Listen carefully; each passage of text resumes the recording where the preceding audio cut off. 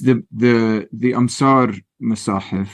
Yeah. So, I mean, the tradition is that, yes, Uthman's codex sort of wins the day, but then it's sent out more or less to five. I think there are variants to this. Some traditions give more, but the basic account is it's sent out to five cities. So Kufa, Basra, Mecca, Medina, and then Damascus or Hims, I guess, Syria sometimes, generally. So, but that they're not all identical, right? So,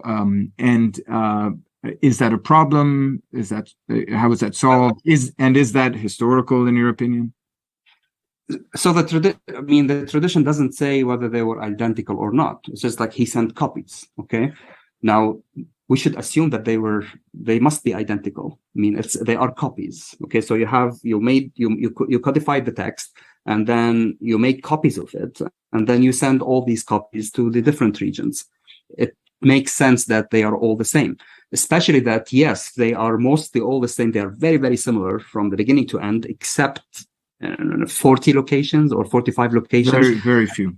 Yeah. And these differences has to do with particles, with the wa and fa, and is it qala or qul, like an alif, or a missing proposition, a missing particle, a huwa, he, a pronoun. So these differences are what we characterize as scribal errors. Now, of course, the tradition doesn't recognize them as scribal errors. There are no scribal errors in the Quran. God is watching over his final message and over the people who were copying the text. So there's no way that these are scribal errors. And the tradition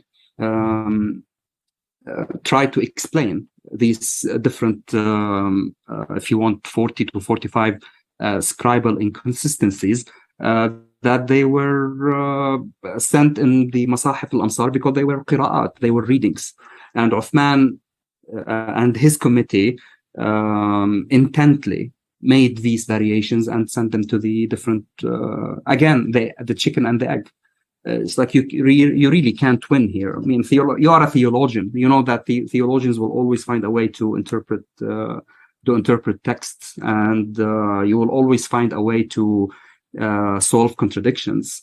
And whether they are historical or not, I mean, this is what the tradition says, and we know how the qira'at developed is that they all go back to these regions.